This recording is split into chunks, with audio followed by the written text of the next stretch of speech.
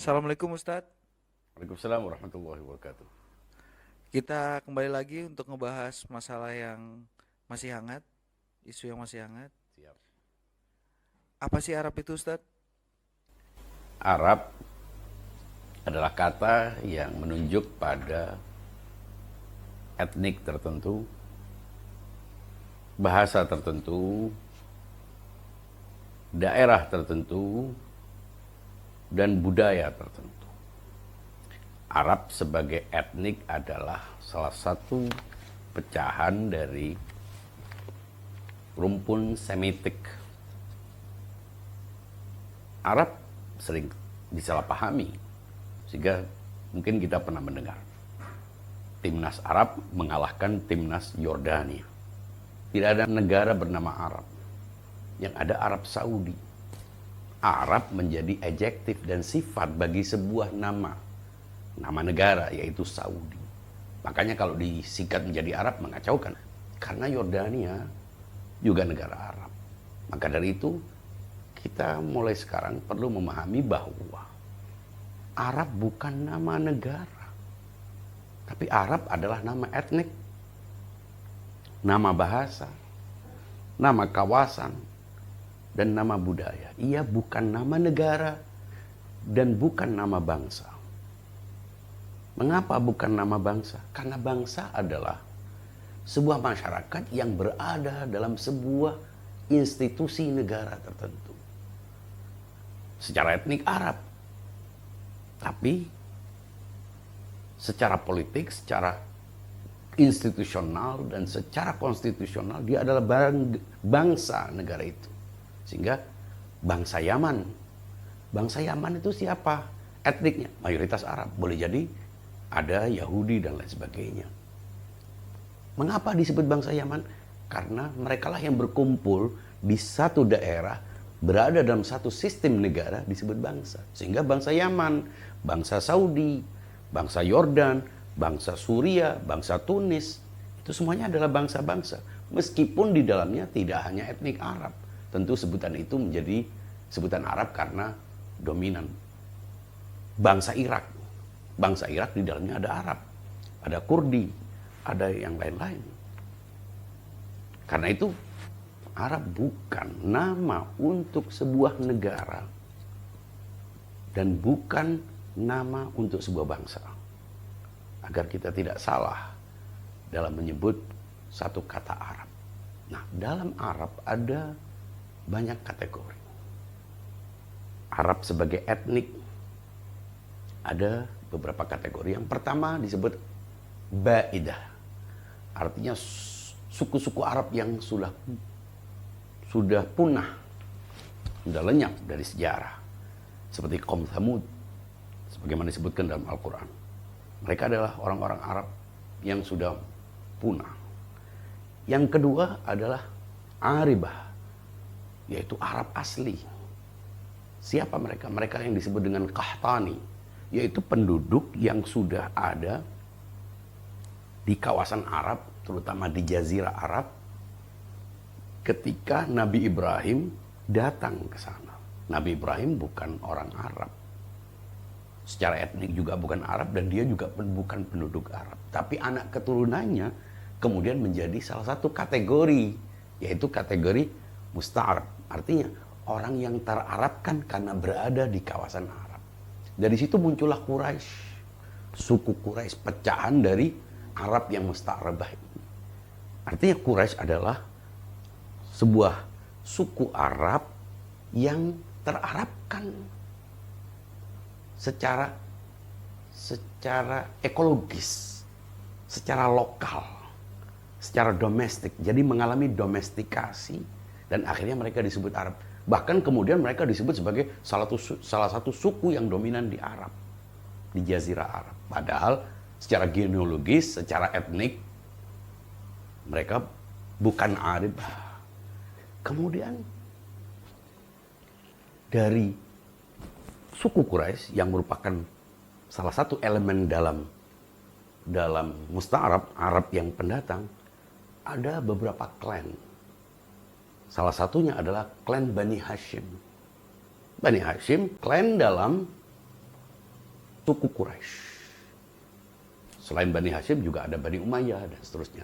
Nah, di dalam Bani Hashim ada pecahan-pecahan sub-sub klan. Salah satunya adalah Alawi. Siapa Alawi? Sebutan Alawi berlaku untuk dua, yaitu keturunan Ali bin Abi Thalib atau keturunan Ali bin Abi Thalib dalam pecahannya lagi yaitu Muhammad Ba'alawi yang akhirnya disebut Alawi. Apa sih keturunan Arab itu, Ustaz? Nah, sekarang kita menemukan sebuah kata baru namanya keturunan Arab. Arab dan keturunan Arab dua hal yang berbeda. Seringkali orang karena menyederhanakan persoalan itu sehingga setiap keturunan Arab disebut Arab. Arab, Arab, Arab. Padahal Arab sebagaimana yang sudah saya sebutkan terkait dengan nama daerah, etnik, bahasa, dan budaya. Keturunan Arab siapa? Keturunan Arab adalah orang Indonesia atau warga di sebuah daerah. Salah satu warga di sebuah daerah yang secara genealogis bermula dari nenek moyang yang berasal dari Arab. Mereka disebut keturunan Arab. Tapi sebetulnya penyebutan mereka sebagai keturunan Arab sangat muskil karena sebutan etnik Arab ini berlaku bagi siapa tanpa kita ketahui. Justru yang lebih mungkin adalah sebutan Alawi. Nah, Alawi sebagai kumpulan dari sebagian orang-orang yang datang dari Hadramaut. Karena keturunan Arab berlaku bagi yang datang dari Hadramaut, dari Yaman maupun dari negara-negara lain. Padahal yang paling banyak di Indonesia yang biasa disebut dengan keturunan Arab adalah orang-orang yang datang dari Yaman. Tapi tidak semua yang datang dari Yaman adalah Alawi. Mengapa? Ya karena Alawi adalah salah satu yang berada di dalam diaspora, yaitu orang-orang yang datang dari Yaman. Di Yaman ada yang memang asli Arab, asli Yaman, lalu datang ke Indonesia. Sementara Alawi, kakek nenek moyang mereka bukan orang Yaman, mereka justru pendatang di Yaman. Mereka datang dari Irak. Di Irak pun mereka bukan penduduk asli Arab, Irak. Mereka datang dari Hijaz, datang dari Mekah atau Madinah, yang kemudian berpindah dari satu daerah, tidak hanya di Indonesia, tidak hanya di Nusantara, di Eropa, di Afrika, di Amerika Latin, bahkan mereka menyebar. Dan mereka tidak disebut Arab. Mengapa? Inilah yang sering disalahpahami oleh kebanyakan orang. Ketika seseorang disebut Arab, itu karena dia berada di daerah itu. Sehingga di negara Arab juga banyak. Di Saudi, banyak orang-orang yang keturunan asli dari Madura, dari Banjar. Kalau kita pernah melakukan haji, kita akan menemukan orang-orang yang wajahnya seperti orang-orang Indonesia. Tapi mereka bukan orang Indonesia. Keturunan Indonesia. Mereka warga Arab, Saudi. Mereka adalah penduduk Saudi dan mereka adalah orang Arab. Karena sebutan Arab itu berlaku bagi orang yang bahasa utamanya adalah bahasa Arab dan berada di kawasan Arab. Bukan karena dasar etniknya. Sebutan Alawi mungkin lebih khusus daripada sekedar keturunan Arab. Karena yang datang dari Yaman tidak semuanya Alawi. Nah, Alawi memiliki kekhususan. Siapa mereka? Mereka seperti yang saya sebutkan tadi, pecahan dari Quraisy. Pecahan dari Bani Hashim. Bani Hashim adalah pecahan dari turunan dari Arab Musta'ribah. Jadi Arab Musta'ribah menurunkan Quraisy. Quraisy menurunkan banyak. Salah satunya adalah klan Bani Hashim. Bani Hashim punya pecahan banyak. Salah satunya adalah Bani Alawi. Inilah yang sering kali disalahpahami. Ustadz, apa sih keturunan Yaman? Keturunan Yaman sebetulnya juga penyebutan yang salah kaprah. Yaman tidak punya keturunan. Mungkin orang-orang yang berasal dari nenek moyang yang datang dari Yaman. Karena Yaman bukan nama etnik.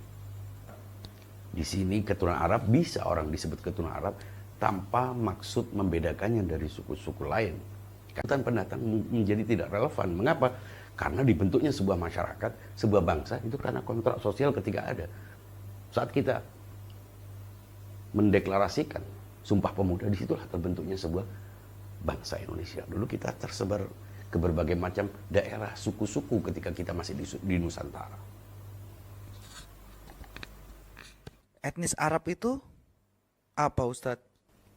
etnis Arab. Arab adalah sebutan yang salah satu sebutan Arab itu berlaku untuk etnik.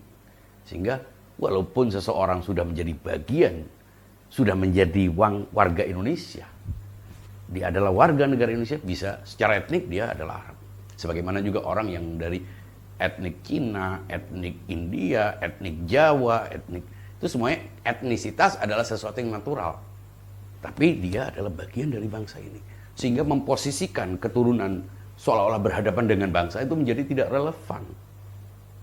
Terlepas apakah kita terkait dengan persoalan-persoalan konflik dan lain sebagainya.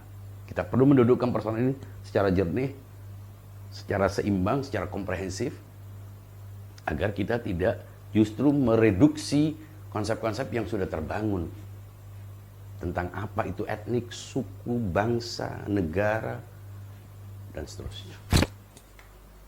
Apa sih Habib dan Habaib itu? Oke, kalau maksudnya apa Habib dan Habaib? Habaib adalah kata plural dari kata singular Habib. Nah, tadi ketika saya katakan bahwa di dalam Quraisy ada klan Bani Hashim dan dalam Bani Hashim ada subklan namanya Alawi. Nah, orang-orang yang Alawi itulah yang biasa dipanggil dengan Habib. Di beberapa daerah di negara lain dipanggil Syarif. Itu adalah sebuah bentuk penghormatan, bagian dari tradisi pemuliaan kepada Nabi, karena mereka adalah orang-orang yang dalam silsilahnya terhubung dari Ali bin Abi Thalib yang merupakan menantu dari Nabi Muhammad SAW. Nah, karena menghormati Nabi Muhammad, mereka disebut Habib. Jadi sebutan Habib itu hanya berlaku secara tradisional tentunya bagi orang-orang yang dari keturunan Alawi. Sebutan Alawi lebih bersifat biologis dan genealogis, tapi sebutan Habib lebih bersifat tradisional. Jadi lebih dikonstruksi karena penghormatan kepada keturunan Nabi, mereka disebut dengan Habib. Tapi sebetulnya dahulu kata Habib hanya diberikan kepada sebagian Alawi, yaitu orang-orang Alawi yang dikenal saleh, zuhud, peduli terhadap masyarakat, berdakwah, bertabligh, itulah disebut Habib. Makanya kita sering dengar nama Habib Idrus Al-Jufri di Palu. Bahkan namanya diabadikan bagi sebuah bandara. Habib Ali Kuitang, Habib Husin Luar Batang, Habib Abu Bakar Assegaf di Gresik, Habib Saleh Tanggul di Jember, Habib Ja'far Assegaf di Pasuruan, Habib Alwi Al-Habsyi di Solo, Habib Husin Al-Haddad di Jombang, dan banyak habib-habib lainnya yang dikenal, diabadikan. Mereka adalah guru-guru para ulama, para kiai. Sayangnya di era media sosial mereka tidak dikenal. Justru yang dikenal adalah yang menarik, yang kontroversial, yang membuat heboh. Tidak peduli apakah baik atau buruk. Dan bukan hanya habib yang berperilaku negatif yang menarik perhatian di era sosial, media sosial. Orang yang aneh, orang yang mungkin sinting pun bisa viral. Nggak harus pandai, nggak harus baik. Nah, kita seakan-akan Habib itu hanya diwakili oleh 1-2 orang yang tampil di media sosial. Padahal Habib jumlahnya, kalau Alawi itu sebutan bagi semua keturunan, Habib itu adalah keturunan bagi semua Alawi, maka jumlahnya tidak kurang dari 1 juta. Apakah karena 1-2 orang kemudian kita membuat definisi baru tentang Alawi? Kita sebut mereka dengan sebutan-sebutan yang tidak layak? Saya kira kita pernah sampai sekarang masih mendengar nama Habib Lutfi bin Yahya atau Profesor Quraisy Shihab. Itu Habib. Kalau Habib itu artinya sebutan bagi semua Alawi. Tapi mengapa mereka tidak terlalu dikenal? Mengapa karena orang baik. Justru yang dikenal kebanyakan yang membuat heboh adalah orang yang berperilaku buruk. Disinilah akhirnya muncul orang-orang yang mungkin punya kebencian rasial. Atau mungkin kebencian terhadap Islam. Kita tidak bisa menafikan itu. Maka dari itu kita perlu tahu apa yang dimaksud dengan Habib. Habib adalah sebutan pemuliaan terhadap sebagian orang dari kalangan Alawi. Namun Seiring perjalanan waktu, entah bagaimana prosesnya, tiba-tiba semua Alawi disebut Habib. Sehingga tidak identik, tidak hanya bagi Alawi yang baik, yang saleh, tapi semua Alawi baik yang buruk, yang baik maupun yang buruk. Dan akibat munculnya Habib-Habib yang terlihat buruk atau negatif perilakunya, atau sekedar kita tidak setuju kepadanya, maka akhirnya itu justru oleh sebagian orang, entah kesengajaan atau keteledoran, dijadikan sebagai stigma yang mengeneralisir semua keturunan Alawi atau semua Habib. Ustadz, apa sih hubungan antara Arab dan Islam? Kembali lagi apa yang seperti saya katakan, bahwa Arab adalah sebutan bagi sebuah etnik, sebuah daerah, sebuah bahasa, sebuah budaya. Islam adalah sebutan bagi sebuah ajaran agama. Kalau kita mau perhatikan, ajaran agama-agama lain justru mengacu kepada nama daerah atau nama pembawa agama itu. Coba perhatikan. Tapi Islam adalah sebuah nama untuk ajaran, yaitu ajaran keberserahan. Aslama yuslim. Maka dari itu, kalau kita berusaha untuk mengkaitkan apa relasi antara Islam dan Arab, relasinya bahwa Islam diperkenalkan di wilayah Arab. Lalu ketika Nabi diutus, dan Nabi itu juga adalah keturunan dari Quraisy, dan Quraisy itulah seperti saya katakan musta'arab, adalah kabilah Arab yang terarabkan karena berada di wilayah Arab, bukan secara genetik, bukan secara etnik mereka Arab. Nabi berdakwah dan diterima oleh sebagian orang bahwa masyarakat Arab itu jahiliyah, ya tentu. Apakah sampai sekarang jahiliyah? Boleh jadi, tapi tidak semuanya. Yang harus kita hindari kesemuanya. Ketika kita memuliakan bangsa kita, budaya kita sendiri, kita tidak akan pernah mulia hanya dengan menghinakan bangsa lain. Kita tidak akan pernah mulia dengan menghinakan budaya lain. Budaya lain baik bagi yang punya, bagi bangsa tertentu. Daerah lain baik bagi yang menempatinya. Sementara budaya kita, daerah kita mulia bagi kita. Saling memuliakan hanya bisa dilakukan oleh orang-orang yang sama-sama mulia. Hanya orang hina yang bisa menghinakan, dan hanya orang mulia yang bisa memuliakan. Apa relasi antara Arab dan Islam?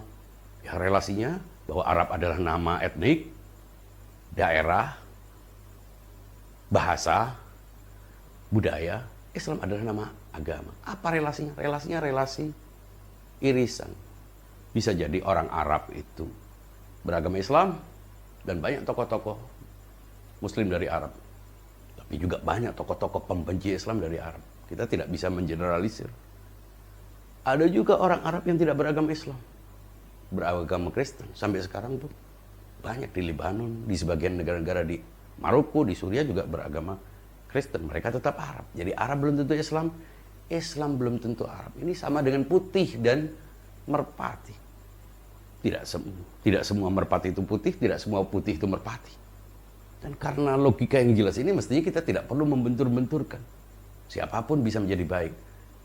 Bukan karena keturunannya, bukan karena etniknya. Al-Quran pun menggambarkan di anak-anak para nabi juga melakukan pelanggaran. Tapi jangan hanya karena itu kemudian kita menganggap semua anak keturunan nabi berarti buruk. Kebaikan dan keburukan tidak ditentukan oleh garis keturunan, tapi ditentukan oleh kehendak untuk menjadi baik. Dan semuanya berpulang untuk menjadi baik. Hindari generalisasi agar kita tidak melakukan kejahatan hanya dalam bentuk sebuah opini dan pernyataan. Tak perlu pintar untuk itu.